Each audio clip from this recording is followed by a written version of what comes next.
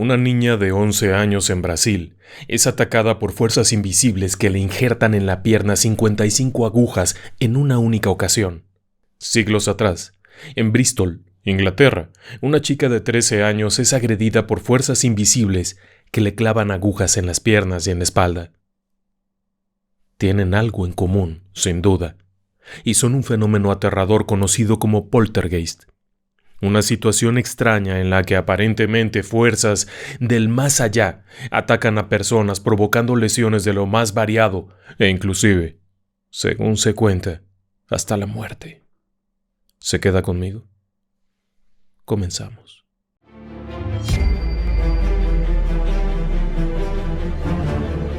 Relatos del lado oscuro. Fantasmas. Seres extraños. Sucesos inexplicables. Perversidad humana. Historias que otras mentes prefieren ignorar.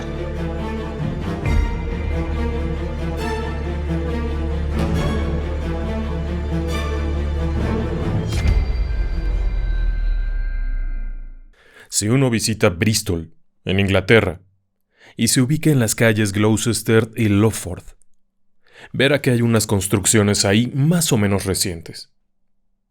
Esas construcciones ocupan el lugar de una antigua posada. La posada fue destruida en 1905, demolida hasta abajo. Era un edificio viejo, había sido construido en 1650 y en un afán renovador, acabaron con la mayoría de los edificios antiguos. Aquella posada había sido conocida en su tiempo como la Posada del Cordero, Lamb Inn, y era un lugar que tenía una historia increíble. Una historia que para muchos era un mito, pero la realidad es que hay un documento escrito, a diferencia de muchas leyendas y de muchas consejas populares que van cambiando con el tiempo. En el caso del Lamb Inn, o la Posada del Cordero, hubo alguien que escribió un recuento de todos esos acontecimientos allá atrás en su tiempo, y para entender esto hay que remontarnos mucho y ubicarnos alrededor de 1761. La Posada del Cordero está en manos de un sujeto de apellido Giles. Es un hombre que tiene un negocio de carretas, carromatos, transporte. En esa época no hay vehículos a vapor, así es que el transporte entre Bristol y Londres se realiza con carretas grandes, una especie de vagones de madera con grandes ruedas tirados por varios caballos. El señor Giles se encarga de eso. Mientras tanto, su esposa, junto con varios de sus hijos, se encargan de la Posada del Cordero, un lugar en donde los viajeros llegan, se hospedan, comen, beben, mientras sus animales son cuidados y atendidos en la parte de atrás. Es un negocio próspero, hay que ser realistas, es un negocio próspero. Richard Giles es un hombre que ha sabido manejar su negocio y desplazar a la competencia. Su transporte es seguro, tiene buenos conductores, él mismo suele manejar las carretas para asegurarse de que el destino sea alcanzado correctamente. Allá en la casa están varios de sus hijos. Las más pequeñas son 2 niñas. Una de ellas, Molly, tiene unos 13 años, en tanto que Debbie tiene unos 8 años. No es una época en donde se preste mucha atención a los niños, ni en donde se les atienda como niños. Así es que, a pesar de su corta edad, ambas niñas trabajan en el establo, trabajan en la posada, atienden, cuidan. Es una vida muy dura. Los miembros de la familia Giles son personas que están bajo una presión enorme, puesto que el padre es enérgico, la madre es enérgica, es cuidadosa con los centavos, y el padre no es un hombre amable con nadie. Es conocido por ser un tipo duro, un tipo que se puede detener y golpear a alguien sin mucho problema. Es una época complicada. Por otra parte, la ruta que va de Bristol hasta Londres es una ruta en la que hay mucha competencia. Otros carretoneros están haciendo un esfuerzo por abrir camino y lograr ganar clientes. Pero ciertamente el campeón de todo esto es Richard Giles, que además por ser el posadero del pueblo, tiene una gran ventaja. Los viajeros llegan allí y cuando preguntan cómo trasladarse, obviamente, los llevan en los vehículos de Giles. Esta situación le ha generado muchas enemistades. Es algo así como un monopolio. Además tiene a su favor a otras personas dentro de los consejos de la ciudad a quienes probablemente les haga obsequios. Así que sí, es un tipo feo, es un tipo grosero, rudo. Y es en ese momento cuando comienzan a ocurrir cosas raras. Alrededor de 1761, comenzaron a pasar pequeños incidentes en la casa.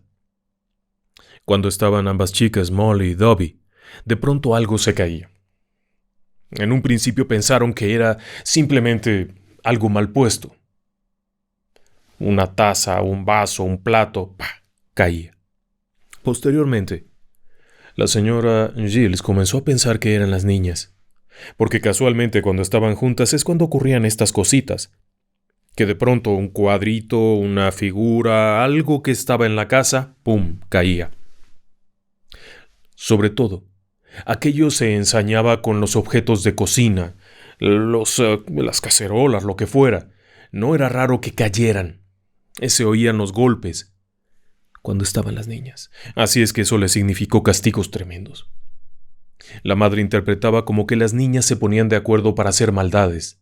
En lugar de estar haciendo sus deberes, estaban haciendo maldades y esto les costó todo tipo de injurias, golpes, vaya, hasta el punto en el que las niñas preferían quedarse sentadas sin moverse.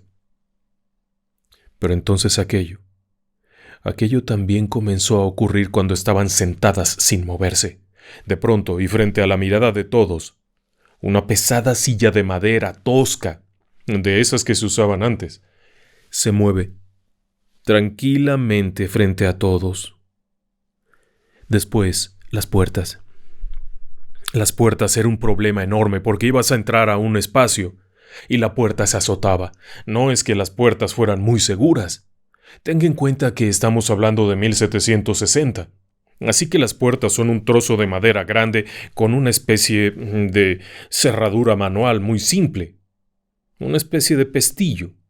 Y sin embargo aquello estaba constantemente azotándose, sobre todo al caer la noche cuando iban ya a sus habitaciones, al oscurecer. De pronto se escuchaba todo este movimiento de cosas.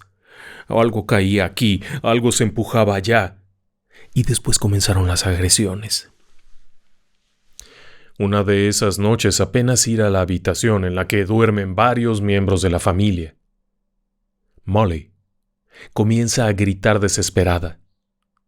Sus ojos se llenan de lágrimas. En medio de aquella oscuridad, el padre, que duerme en otro espacio, escucha el alboroto y viene con una candela, una vela, para ver qué ocurre, y encuentra a Molly sentada a los pies de la cama, llorando amargamente mientras se sujeta un brazo, en una actitud similar a alguien que ha sido herido. Costaría trabajo que quitara la mano, pero al descubrir la mano, es decir, al retirarla, se puede observar que en el brazo hay una profunda mordedura.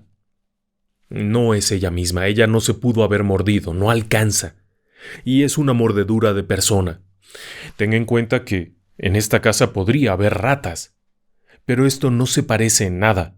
Es una profunda mordedura y ha arrancado parte de la piel. La herida sangra y la niña está muy nerviosa. La llevan con una persona que le atiende. Es el farmacéutico local, el señor Dobbin, Henry Dorbin.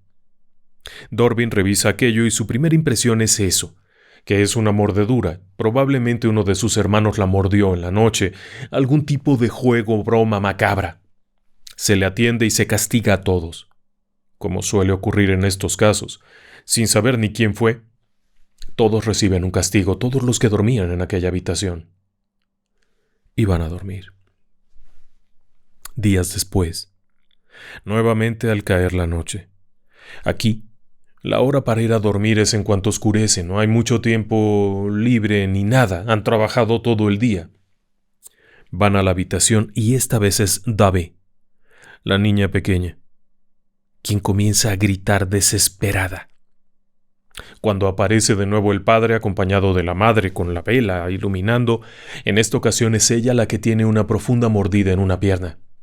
Es una agresión muy violenta. De nueva cuenta, aquella mordedura parecía intentar arrancarle un trozo de carne. Ha sangrado profusamente, ensuciado las sábanas y está desesperada mientras grita. No hay manera de controlarla, aquello duele muchísimo.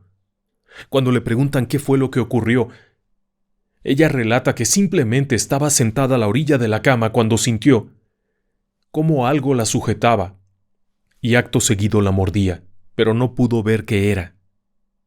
El padre insiste, ¿fue uno de los hermanos o de las hermanas? Ella responde, no, ellos estaban en sus camas. Esto pasó sin que nadie lo viera, pero no pierda de vista que durante los días previos ya habían estado ocurriendo cosas. Objetos que caían, cosas que se movían, así es que comienza el temor. Por supuesto, llevan a Dobby a que la atienda el señor Dorbin, el farmacéutico, quien hace la curación y repite que eso parece más bien una mordedura humana. Pero es una mandíbula grande, es de un adulto, no es de un niño. Definitivamente ella misma no se lo pudo haber hecho. Crece la preocupación. Y crece la preocupación porque es la posada. Así que puede haber por ahí algún loco maníaco haciendo cosas. El padre comienza a montar guardia. Ya sabe usted que el señor Richard Giles, o Giles, es un tipo duro, así es que, probablemente acompañado de un gran garrote, se sienta a la puerta. Pero antes de que siquiera pueda cerrar los ojos, recibe una bofetada dolorosa en el rostro. Cuando se incorpora para ver de qué se trata, se da cuenta que está completamente solo. Pero esto apenas comenzaba. Los días siguientes fueron una locura.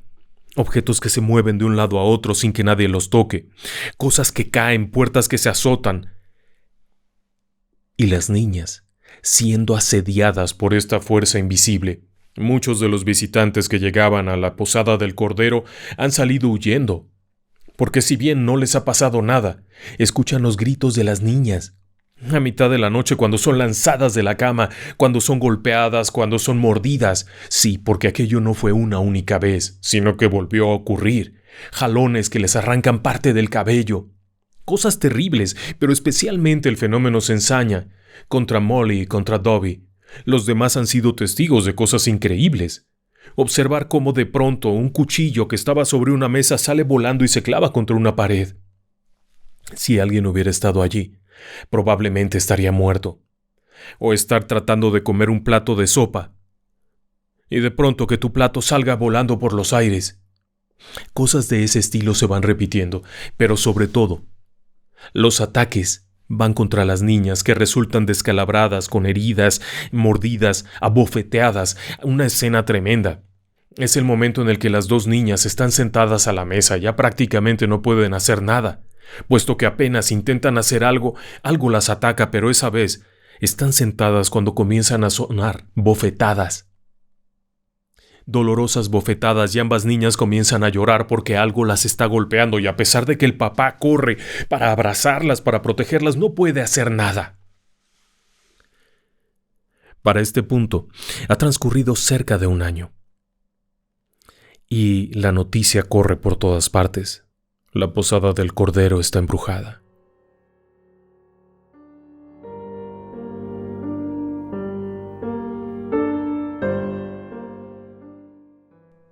El señor Dorbin, el farmacéutico, se ha interesado especialmente por el caso.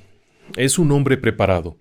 No es alguien que crea mucho en hechicerías ni nada de eso, pero le sorprende ver todo esto, así es que toma nota de cada detalle. Cada día que visita la posada, pregunta sobre las nuevas incidencias y va tomando nota minuciosa de esto. Pero además, también fue testigo de varios de los ataques, puesto que él era el que curaba a las niñas. Pero no solo eso. El fenómeno siguió creciendo. Hubo situaciones en las que se podía ver como si una mano invisible tomara algo. Dorbin pudo ver claramente como una copa que estaba en un cajón Se abrió el cajón y la copa fue tomada como si alguien fuera a beber. Inclusive tomó la posición como si fuera a beber, pero obviamente, al no haber un líquido ni nada, respondió con una violencia inusual, arrojando la copa con fuerza, como si enojada la presencia espiritual aquella de no poder beber la copa de vino la hubiera aventado. Pero estos fenómenos se volvieron todavía peores. Un cierto día, las niñas fueron atacadas por agujas. Sí, agujas y alfileres profundamente clavados en la carne. Era algo terriblemente doloroso, pero no eran de esa casa. No tenía sentido. A decir de los testigos, repentinamente las niñas comenzaron a gritar, y al revisar qué ocurría pudieron ver que tenían agujas clavadas profundamente, apenas si se alcanzaba a distinguir parte de aquello, clavadas, agujas grandes, alfileres grandes. Era algo aterrador ver cómo retiraban aquello y acto seguido volvió a ocurrir. Y entonces vinieron los golpes.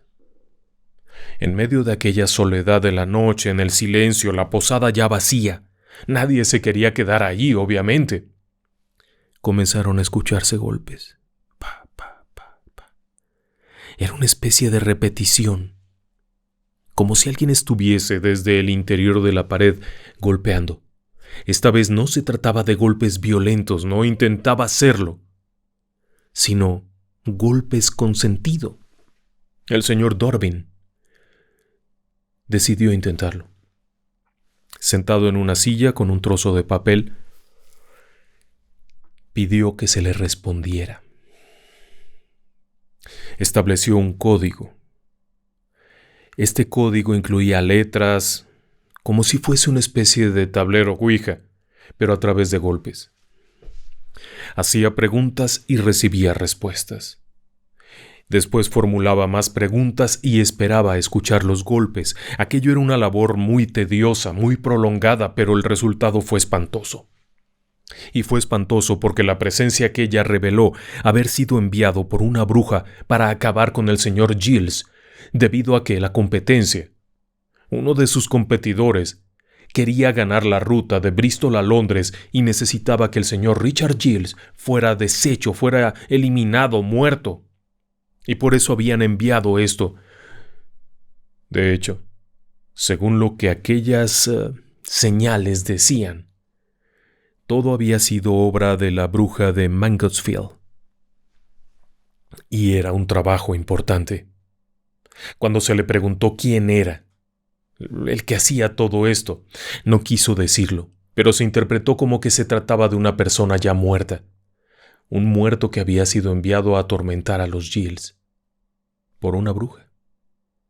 Esta situación obviamente generó mucha desconfianza, por lo que se decidió traer varios clérigos de la región, algunos de ellos expertos en lenguas antiguas y cosas similares.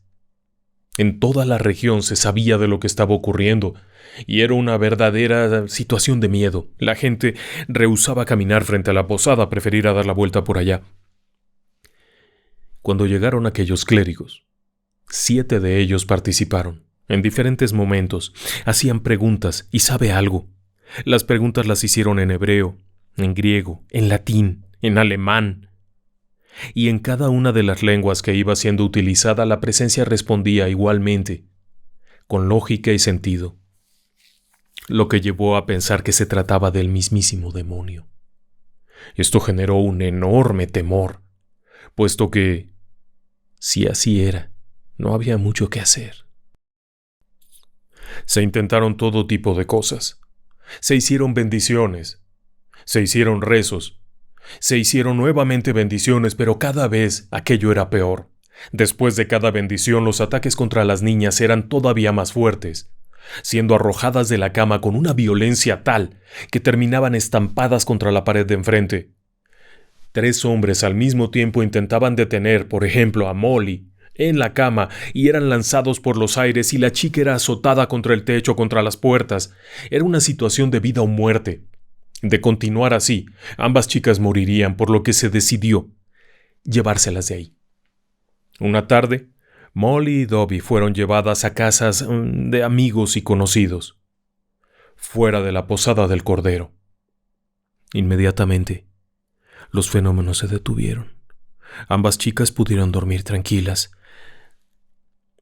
Algo había en la posada, pero el hecho es que, mientras estuvieron fuera, estuvieron bien. El que no estuvo bien fue el padre.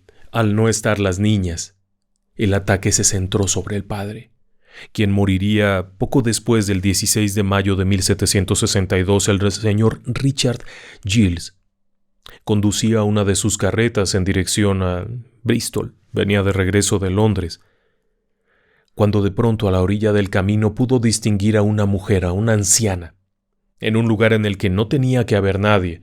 En medio de la soledad había una anciana parada, mirándolo.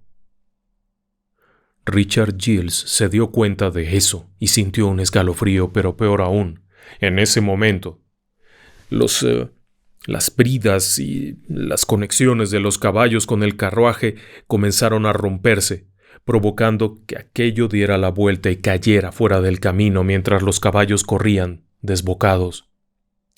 Richard Giles fue encontrado con vida y llevado a la posada del Cordero, en donde relató cómo había visto a aquella mujer y acto seguido se había dañado el vehículo y había terminado horriblemente lastimado. No sobreviviría. Horas después estaba muerto. Deciden regresar a las niñas a la casa. Con esto, el negocio del transporte se acababa, pero la posada del Cordero había que luchar por ella, por lo que trajeron de nuevo a Molly y a Dobby, y apenas llegar, los problemas volvieron. Sí, de nueva cuenta, volvieron. Los ataques, las agresiones, las experiencias aquellas horribles volvieron. Cuando Dorbin preguntó a la presencia por qué ocurría esto, si ya habían matado al señor Giles, la respuesta fue: alguien pagó a la bruja nuevamente para que los siga atormentando. Como si siguiera deseando acabar con ellos. Probablemente esa era la intención, según se cree. Pero no había nada que hacer, los clérigos no habían podido ayudar en nada, nadie había podido ayudar y las niñas seguían amoratadas, lesionadas. Trataron de volverlas a enviar fuera, pero ¿sabe qué? Esta vez no funcionó. Ahora, lo que fuera que había sido enviado contra ellos, las siguió a las casas donde fueron enviadas.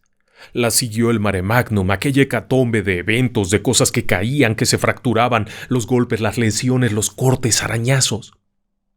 Esto era una cuestión de días para que aquella presencia matara también a las niñas, hasta que de pronto la madre dijo basta. La señora Giles era una mujer muy ruda, muy fuerte, así que decidió combatir el fuego con fuego.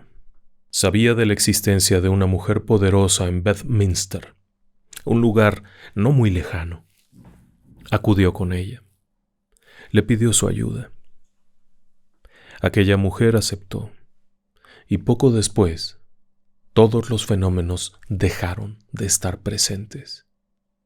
Se supo que, también poco después, uno de los hombres que encabezaba un negocio rival del señor Giles moriría trágicamente. Según se cuenta, la brujería se paga con la muerte. Y claro, después de que la posada del Cordero volvió a tener auge y volvió a estar bien, se dijo que todo había sido urdido por la señora Giles, simplemente para hacer creer que la posada estaba embrujada y que los dueños la vendieran a un precio ridículo. Esa es parte de la leyenda. Se dice que en realidad nada de esto existió. Pero lo que es un hecho es que el señor Henry Dorbin, el farmacéutico de Bristol, escribió un libro acerca de lo que él vio, de lo que escuchó y de lo que supo. Era algo más allá de un simple intento de fraude. Era un ataque. Y es que, en este punto, cuando termina todo esto, cuando la bruja de Bedminster hace lo que tiene que hacer, las niñas recuperan su vida. Ya no volverían a tener los ataques, ya no volverían a sufrir aquellas invasiones y se les pierde la pista. Durante los años siguientes, la posada del Cordero operaría hasta la muerte de la señora Giles. Posteriormente habría otra cosa, y en 1905, 200 años después, es demolida la construcción. Bueno, no eran 200 años, eran 140. Es demolida la construcción. Sí, la vieja posada del Cordero, fue demolida hasta sus cimientos, y una nueva construcción se erigió en este sitio. Y es ahí en donde entran muchos aspectos a preguntarnos. Durante años se ha dicho que el fenómeno poltergeist es un fenómeno mental, equivalente a la psicoquinesis espontánea recurrente, en donde una persona de manera involuntaria y casi inconsciente genera efectos de movimiento. Es una forma de psicoquinesis, mover cosas con la mente. En diferentes etapas de la historia de la parapsicología se han hecho pruebas al respecto, encontrando que, probablemente, está relacionado este fenómeno de la psicoquinesis espontánea con cambios en la persona. En el caso particular de la posada del Cordero, las dos niñas fueron el foco de atención de todo esto, pero especialmente la más grandecita, Molly, que estaba entrando en la etapa de la adolescencia, y esto habría generado un momento de inestabilidad emocional. Esa es la teoría parapsicológica.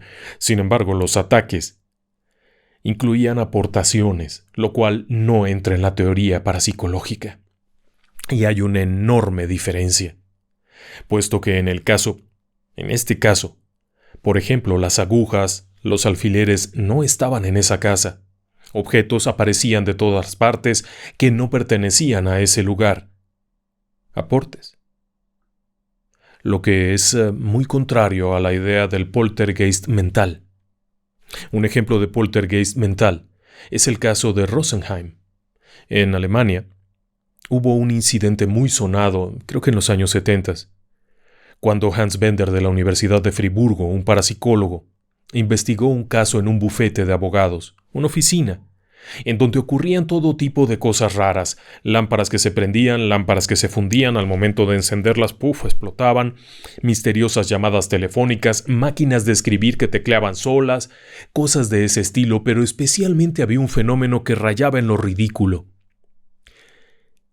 Para muchas personas quizá no se acuerden, pero hace mucho tiempo existía el servicio telefónico de la hora. Uno marcaba el teléfono para saber la hora. Era un sistema automático. Marcaba uno, en México era el 030, o el 03, y decía, la hora exacta es tal. Bueno, en ese despacho jurídico llegó a haber 300 llamadas para preguntar la hora. 300. Como si alguien estuviera increíblemente ansioso por saber si ya es hora de salir o no.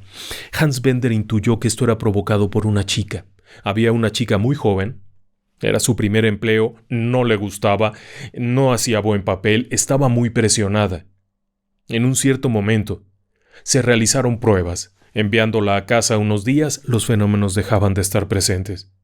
Regresaba y enseguida las lámparas se movían, las cosas se caían, las máquinas de escribir tecleaban solas, y nuevamente, cientos de llamadas al número de la hora. Finalmente la chica renunció. Y adivine qué. Se acabó el problema completamente. Al tiempo después Hans Bender supo que aquella jovencita había conseguido otro trabajo en donde había pasado algo muy parecido. No quiero pensar lo que habría ocurrido si un día se enojaba con el marido. Pero ese es el ejemplo clásico del poltergeist mental, producto de la actividad mental de la psicoquinesis espontánea recurrente, pero en el caso del Cordero, aquello era muy distinto. Y se antojaba que era una presencia de carácter demoníaco.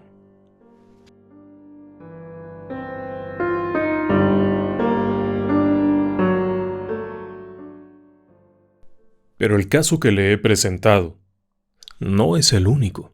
De hecho, y aquí hay una extraña relación entre ambos casos. Déjeme que le lleve allá. Brasil. En la comunidad de Jaboticabal. Está a unas 200 millas al norte de Sao Paulo. 300 kilómetros al norte de Sao Paulo. En este lugar vive una familia en 1965. Es una familia normal y con ellos vive una niña, María José Ferreira. Esta niña tiene 11 años. No es hija de la familia. Vive ahí. La familia es una familia católica, normal, sin muchos antecedentes de nada. En ese momento Brasil estaba incursionando de manera muy importante en el ámbito del espiritismo.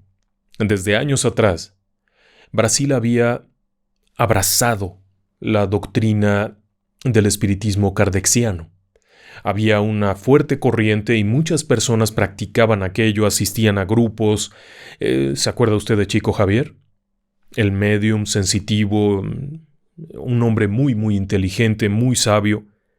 Era un hombre muy importante ya para ese momento. Bueno, en ese momento que le estoy diciendo, diciembre de 1965, María José Ferreira tiene 11 años. Es una chiquilla larguirucha flaca. No hay mucho más que decir de ella. La madre no vive ahí, el padre no está presente.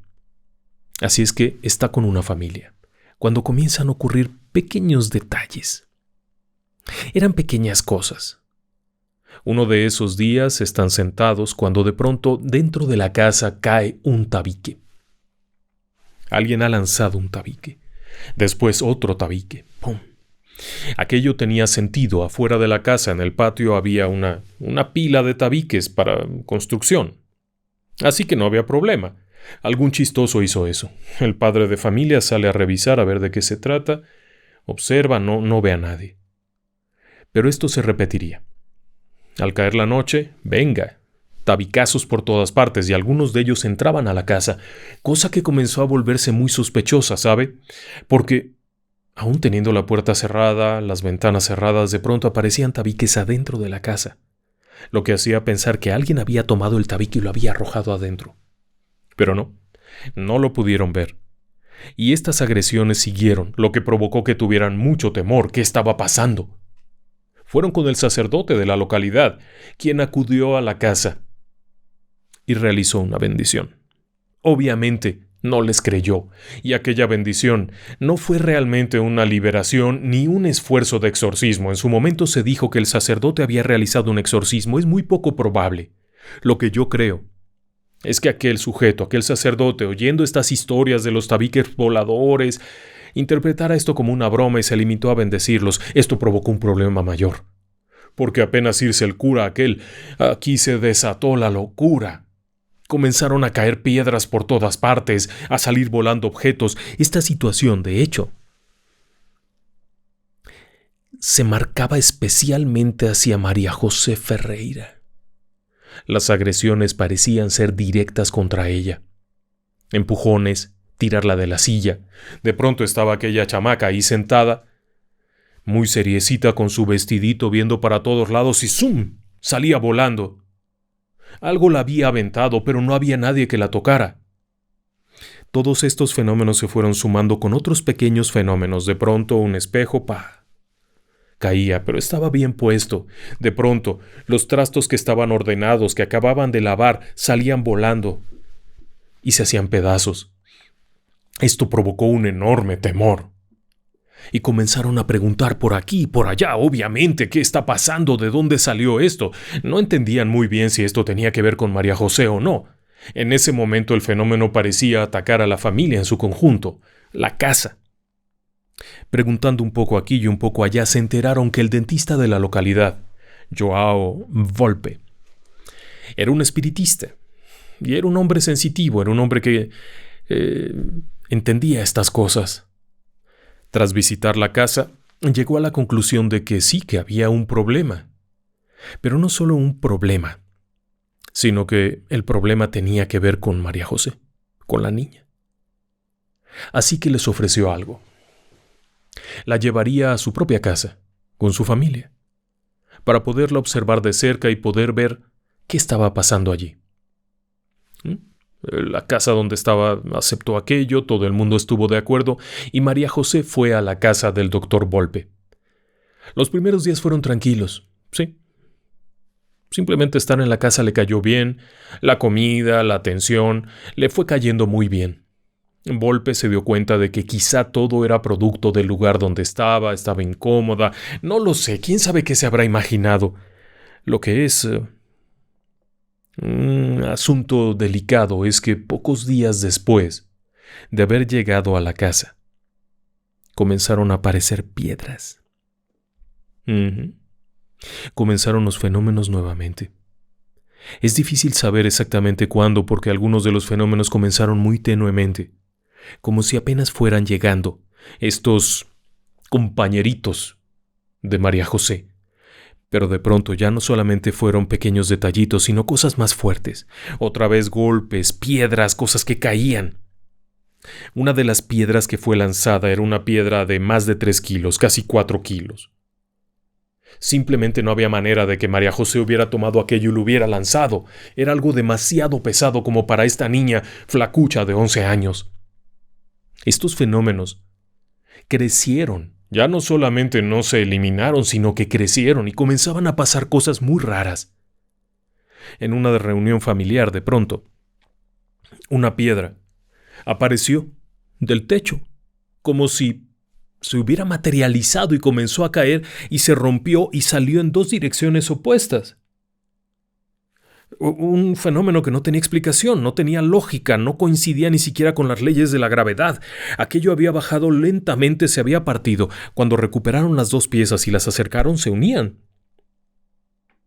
Era muy extraño. Joao Volpe llegó a recoger 312 rocas. 312 rocas. Esta situación se salía de control por todas partes.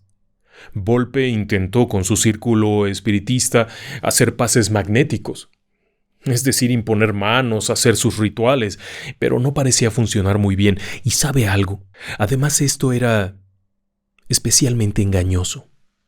¿Y por qué le digo que es especialmente engañoso? Porque de pronto, la niña comenzó a recibir regalitos.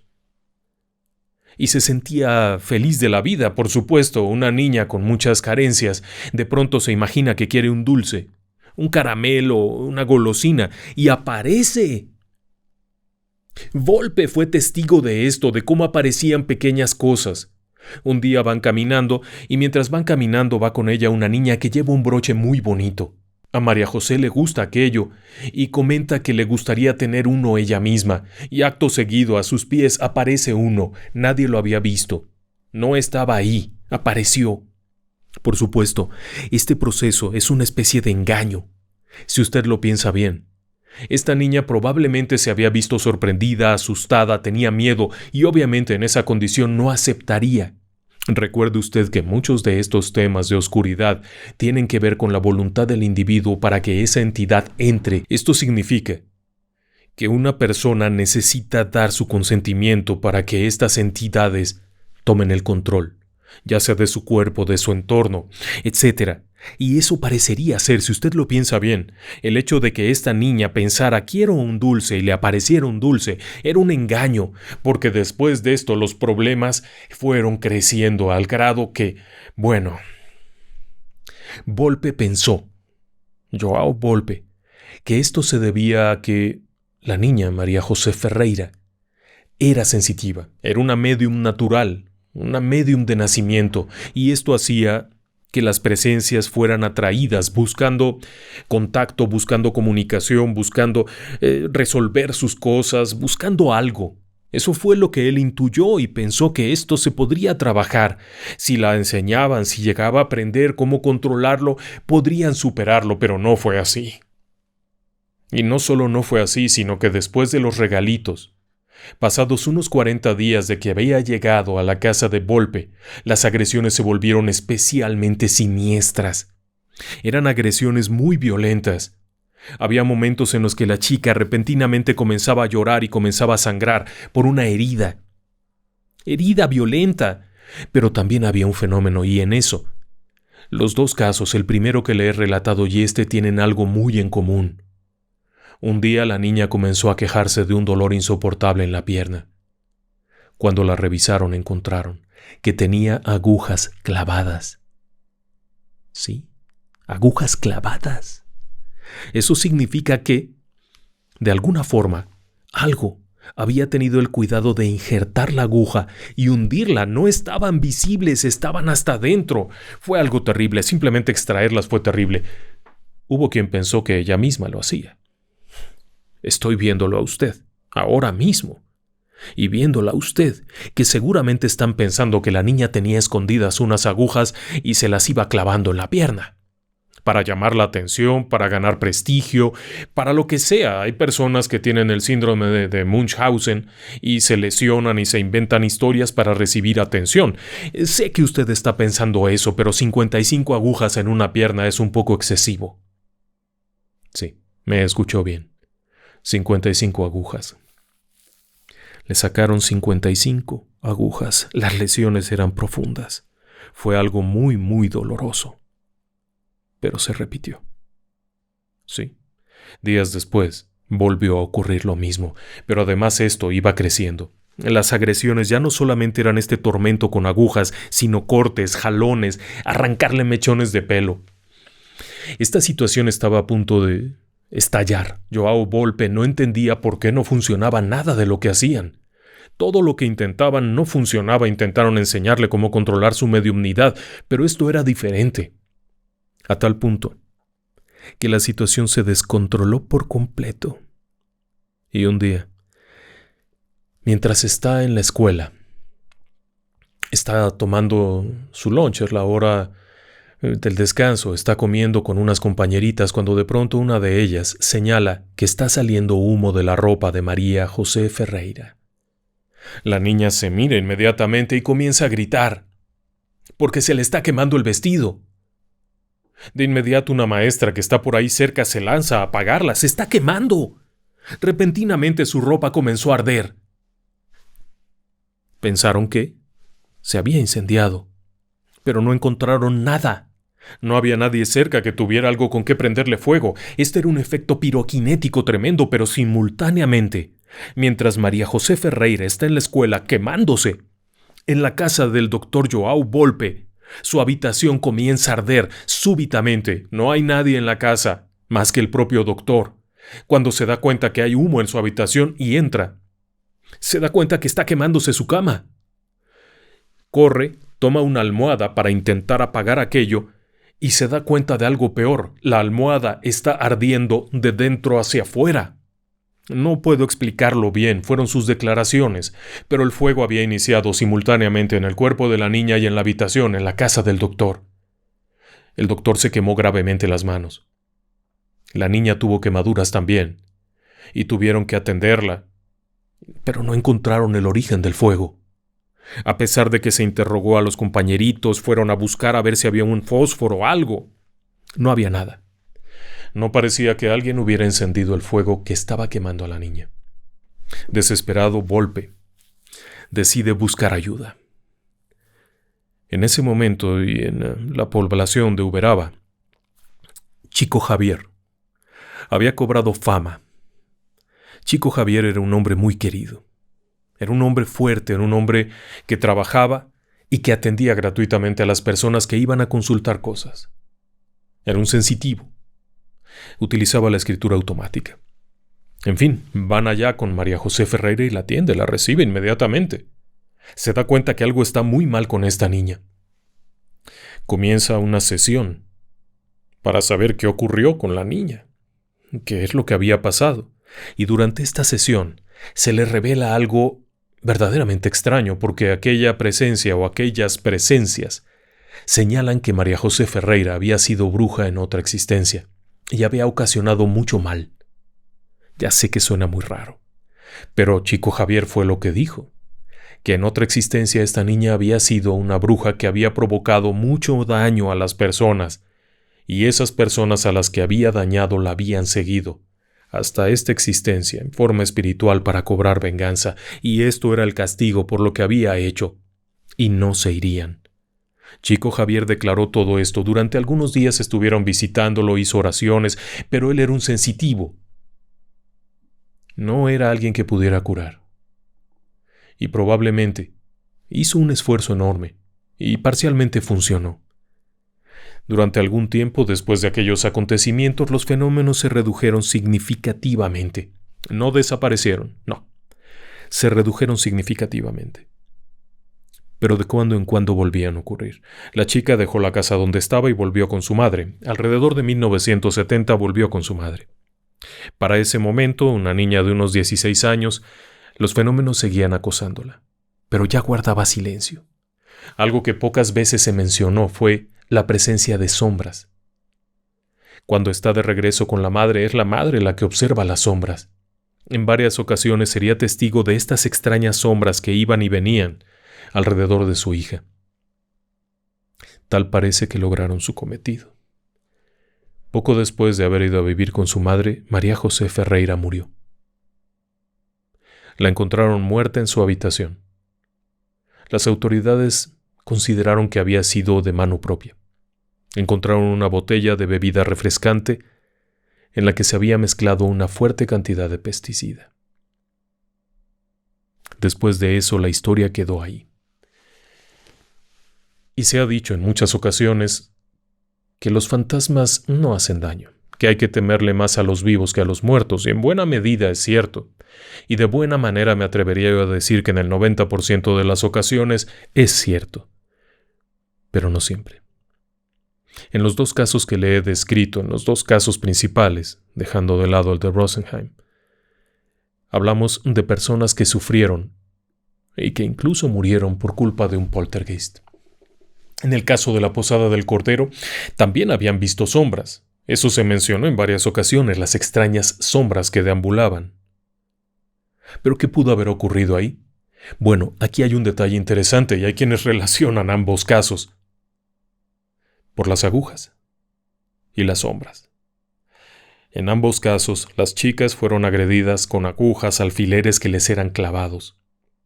Inclusive hay quien se atrevió a pensar que María José Ferreira no era otra que la misma bruja que había asediado a la familia allá, en la Posada del Cordero. No lo sé, pero hay muchos otros casos interesantes y que han tenido esta connotación. A diferencia del caso de Rosenheim o, por ejemplo, del poltergeist de Seaford, en donde se destapaban botellas y todo esto, aquí las actividades eran agresivas, eran ataques dirigidos contra las personas.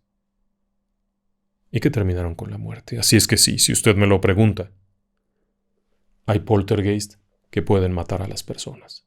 Por lo menos, de acuerdo con las historias que esta noche le hemos narrado. Habrá oportunidad de platicar otros casos, por supuesto, porque estos no son los únicos, pero por este momento lo único que me queda decirle es muy buenas noches y que descansen en paz.